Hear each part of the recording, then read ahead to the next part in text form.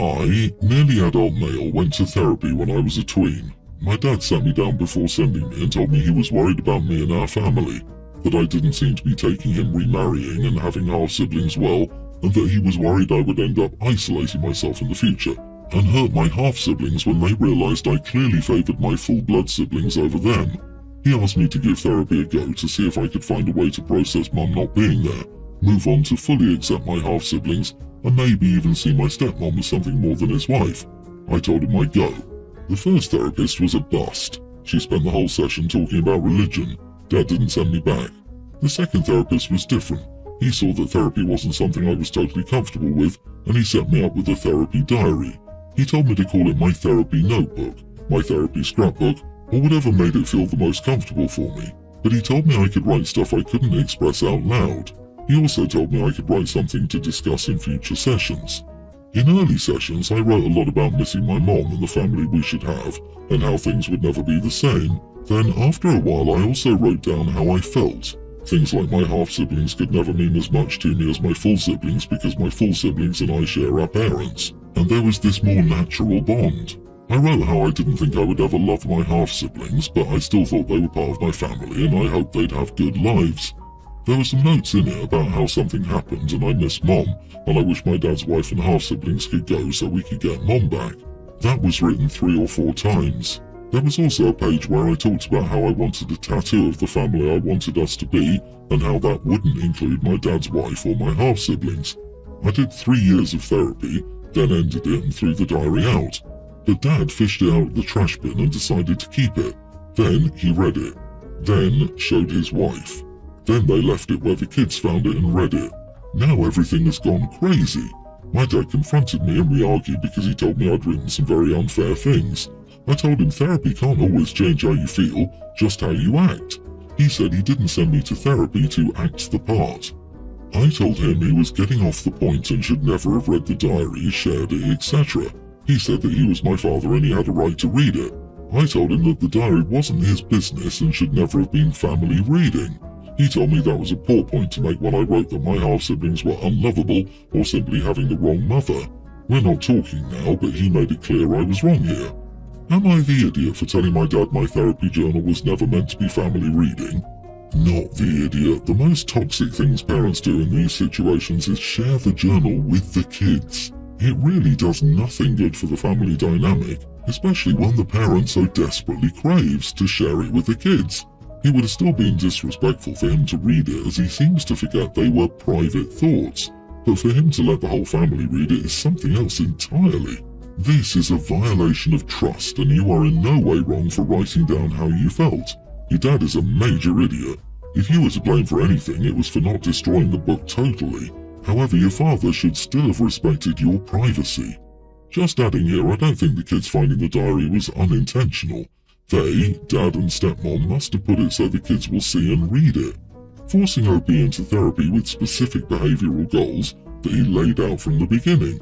I don't know how actively malicious the dad is, but I'm getting major controlling and manipulative vibes from how OP describes his actions. What a sleaze. OP, your father sent you to therapy to fix you, so you'd be and act the way he wanted. Exactly. Oh my god, what the heck. So very sorry you're dealing with this. Now your dad has turned your whole family against you for normal tween blended family feelings. Your dad is the one that needs therapy. Who the heck does this to their child? Everyone else's feelings are more important than yours. Who in their right mind would let everyone else read that? Holy cow, what a violation of trust. I can't even imagine. Can you move in with a grandparent or something? This is insane. I, nearly adult male, live with my family in a 3-bedroom house. My parents have the master bedroom, my brother, 23, used to have the second largest room, and me, being the youngest, had the small bedroom for most of my life. When my brother got married, he and his wife got their own place. They were renting and are now building their own house, but that won't be ready till next year, so to save up for the construction, they temporarily moved back in. The thing is, I moved my things to the larger room that used to be his once he left home. There's more space for my stuff and I'm settled there. Now that he's back, he asked me to return to my old room. I said I wouldn't. He says I should understand they are 2 people and I'm only 1, so they need the extra space more than I do, and also that he had that room for years. I said tough luck. He even tried to get our parents involved since it's their house, but my father said he wouldn't get in the middle of this and that we should work things out between ourselves. My brother did get to my mother, however. She didn't ask me to vacate the room, but said I should be more understanding of my brother. My sister-in-law is also angry at me. She didn't say anything, but I can tell from how she acts. So, am I the idiot? Not the idiot. He moved out. He's not entitled to anything. He's getting a favour provided to him while his home is being built. He should just stay in the smaller room and be thankful. You live in this room, and they need it for only several months. They can live in small rooms since it's just temporary shelter. This cheeky beggar. He's not in a position to ask for such a concession when a massive concession has already been made for them. Stick to your guns, OP. If your mom pressures you, ask why she doesn't give up her room. The temporary element of it is really a key here. As a kid, I, the youngest, finally inherited the better bedroom after my last sibling moved out. I was thrilled. A few months later, I was gone for a weekend, and we happened to have a foreign exchange student moving in. Unbeknownst to me, my mom moved all my stuff out of my room back to my old one, so the exchange student could have mine. I was an angry 13-year-old for all the months students lived with us. Mostly I was upset because my mom didn't just ask me to do it before I left to go out of town. The room change was annoying, but worse was the feeling of my privacy being invaded since she went through all my stuff to move it. Hopi, just be careful not to engage when your brother or sister-in-law tries to get under your skin about it. I disagree. You are the idiot. You're being very short-sighted about how you will negatively impact your relationship 1, 2, or even 10 years from now. You basically indicated that your old room is barely big enough for you, and you expect it to be big enough for 2 dressers, a bed large enough for 2 adults to sleep in, and closet space for 2 people. Clearly your old room isn't a valid option for your brother and his wife. There are consequences to what you're doing. Being nice leaves an impression. Being crappy leaves a much bigger impression that people rarely forget. Well, that goes both ways. The older brother is equally responsible for the future impact on their relationship and is an actual adult. Expecting a teenager to graciously give you something that's theirs because you want it and feel entitled to it, not consistent with how teenagers work. Or anyone, really. I, male 34, moved in with my girlfriend, soon-to-be fiancée, Cornelia, 31. I knew from day one that English wasn't her native language. She's a Polish immigrant, and that she also speaks Polish and Spanish, but I hadn't realised how much those 2 languages affected her life. I mean, she speaks English on a daily basis and is fluent, and her work life is solely in English, so you can't blame me for not realising it. We moved in and suddenly other languages found their way to creep into our lives. Her Netflix is full of foreign movies, and her music is often foreign. She wants to talk about movies from Poland or Latin America that I have no interest in and don't want to watch with subtitles. I never know what language I will encounter when I come home. One day she'll watch the news in Spanish, the next it'll be in English, only to switch to Polish. It's infuriating. I sat her down and explained to her that it makes me incredibly uncomfortable that there are a lot of things in our house that I cannot understand, and I asked if she could please tone it down. She asked me what I meant, and I explained again that she should listen to English music and movies to discuss them and watch them together. I expected her to take it on board, listen to me, and try to make me more comfortable in my own house. So you can imagine my surprise when she said, "You've got to be kidding me." I told her that there was nothing inappropriate about my request, and she would be selfish if she continued to do things that make me uncomfortable. For all I know, she could be watching some awful stuff, but I wouldn't know about it because she can just hide it. She basically called me an idiot in more than one language, and told me she had to think and went to spend the night with her friend. I said to think carefully because it's a small request and she should be more accommodating instead of alienating me in my own house. Instead, she ignored me and slammed the door to the bedroom to go and pack. Now she's left, and I worry that perhaps she was right. Perhaps I overreacted and should have sucked it up and tried to approach it slowly, one language at a time. Am I the idiot for approaching it so directly? You are the idiot. I'm so proud of your girlfriend for not putting up with your insecure, borderline racist BS and just leaving. Good for her.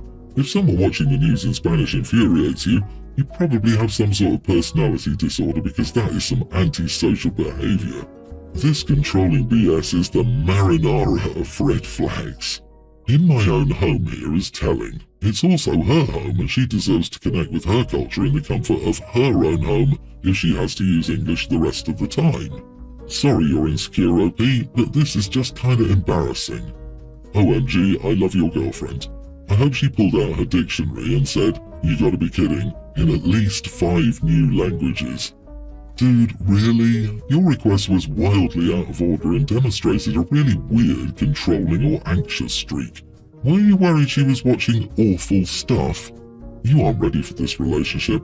Get a therapist. Apologize to your girlfriend and find a new place to live. My wife, 28, and I, male 28, have been together for 3 years, married for nearly 1. Our first anniversary is in 2 months, and she's pregnant with our first baby, 10 weeks. Honestly, I was always very close to my family and friends, so I'm used to telling people I love them or being open with my feelings. It's not weird at all to me.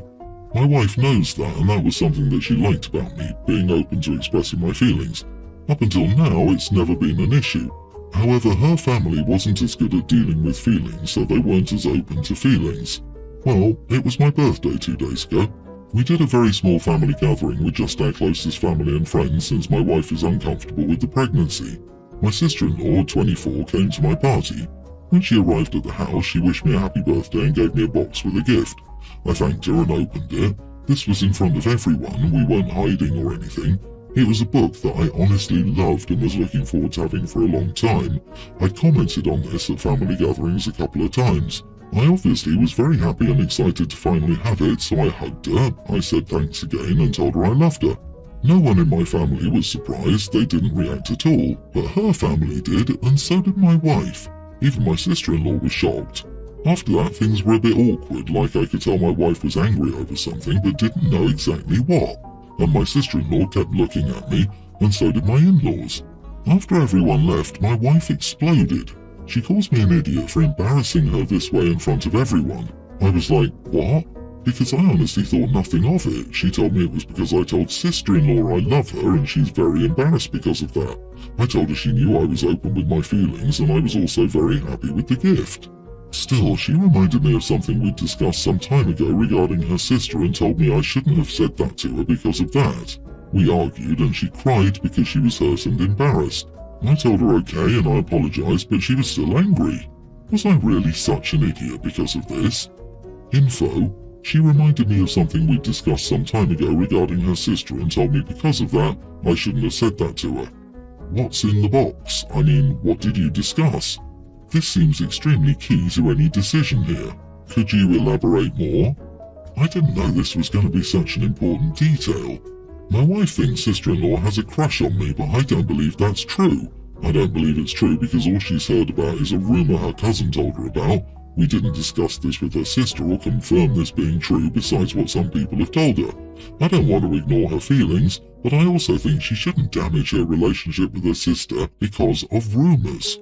You are the idiot, because, damn, the detail that the sister might be into you is kinda important, dude. It changes the entire complexion of the interchange, especially with you knowing that she might be into you. Very much not cool now and a bit shady you tried to hide that. Oh, and he didn't think it was an important detail, in his own words. He left out a very important key detail. His wife believes his sister has a crush on him. He essentially just told someone who his wife probably knows way better than him and who she believes holds romantic feelings for him that he loves her. Even if it's platonic on his end doesn't mean that it was interpreted as such on sister-in-laws, as evidenced by the huge reaction wife and her entire family had. So I, 45 male, have a son Callum, teen, with my ex-wife Amanda. We had an amicable divorce when Callum was 2 and so far we've been co-parenting quite well. Now, I could say a lot of things about Amanda's parenting, but the long and short of it is that she and her new husband cater their parenting style to their 2 younger kids together, tween female and pre-tween male. Because of this, he's decreased his time at their house since he got the choice, and now spends every other weekend there. Around a month ago, Amanda and her husband made a reading rule for the kids. The pre-tween has to read 30 minutes a day, the tween has to read for an hour, and Callum has to read for 2 hours. I have no idea why they did this. I think it's because the youngest is falling behind in his reading level and they wanted to keep things fair between the kids. I think that this is ridiculous, as Callum is a very smart kid already and he needs that time for homework and relaxing since he doesn't have that much free time. Amanda told me she expected me to enforce the reading rule when Callum was at my house. I told her that I wouldn't. She said it was unfair to Callum's half-siblings that he could just leave for my house and not have to follow the rule, while they had to follow it no matter what. I told her tough luck, it's my house and I make the rules, not her. Now Callum is thinking about not staying with her anymore due to the increasing strictness of her and her husband's rules. She told me that it was all my fault that he didn't want to be around her anymore because I was so lax with the rules.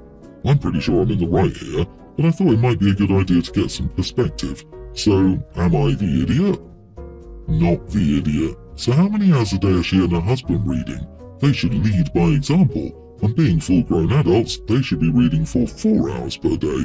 You know, to keep it fair. Requiring your kid to read 2 hours a day on top of required textbook reading and assigned English class reading seems like a good way to inspire dislike for the hobby. This is ridiculous. 2 hours of reading on top of potentially hours of homework every day? She's damaging her relationship with him and pushing him away, and that's sad but on her. I get reading is great for the younger kids, it's a skill they need to develop. But if the youngest starts falling behind in math, will Callum have to do 2 hours of math worksheets to make things fair between them? Fairness isn't bringing everyone down or holding everyone back to the lowest performance level. Blanket restrictions for the sake of one child is laziness and favoritism.